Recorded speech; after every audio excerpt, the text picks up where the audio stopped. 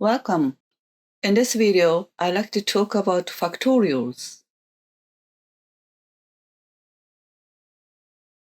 The factorial is the product of all natural numbers less than or equal to a given n value. It is denoted by n with an exclamation mark. For example, n equal 1, which is just 1 as the product. Next, n equal 2, which means 2 times 1 equals to 2. How about n equal 3? This is 3 times 2 times 1 to get the product of 6. If n equal 4, we have 4 times 3 times 2 times 1, which equals to 24. In general n, this process is n times quantity n-1 times quantity n-2, and we keep multiplying by decreasing numbers all the way to 1. Now let's rewrite each factorial expression in another way, beginning with 2 factorial. Since 1 can be written as 1 factorial, we can express it as 2 times 1 factorial. Similarly, for 3 factorial, the 2 times 1 part can be written as 2 factorial. So we can rewrite this as 3 times 2 factorial. In the same way, 4 factorial is equal to 4 times 3 factorial. We can take this behavior and generalize n. Since quantity n-1 times quantity n-2 times all the way to 1 can be written as n-1 factorial. So, n factorial can be written as n times quantity n-1 factorial. This means that the factorial of any given number is that number multiplied by the factorial of the previous number. This rule is a recursive definition of factorial. We have so far looked at some examples such as 1 factorial or 2 factorial and so on. How about 0 factorial? What do you think?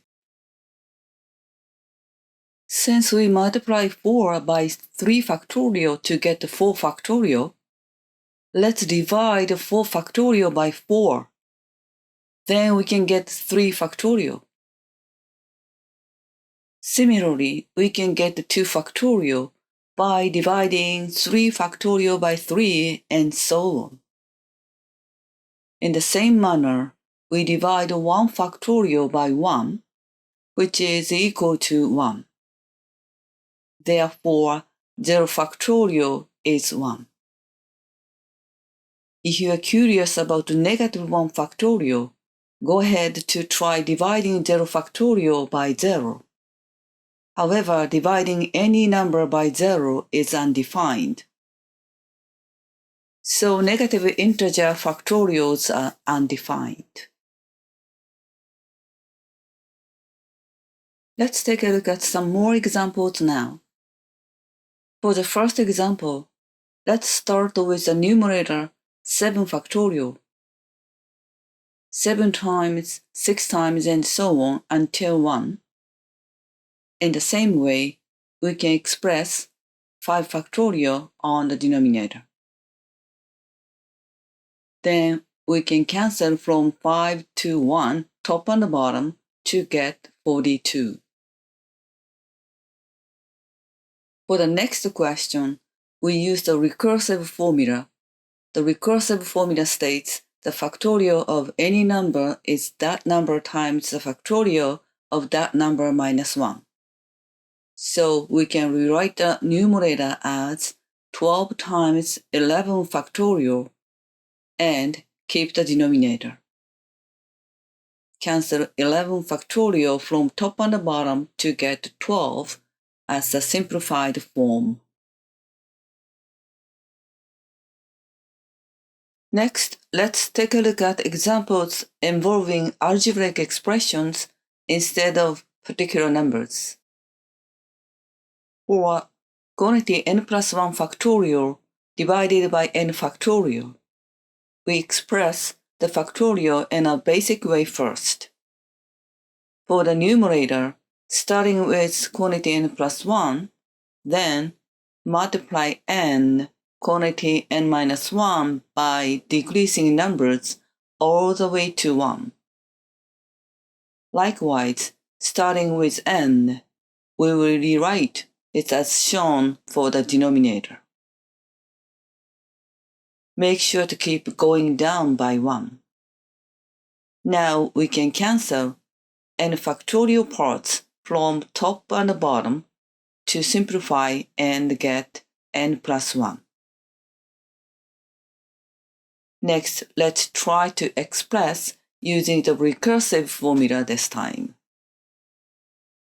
Again, the recursive formula states the factorial of any number is that number times the factorial of that number minus 1.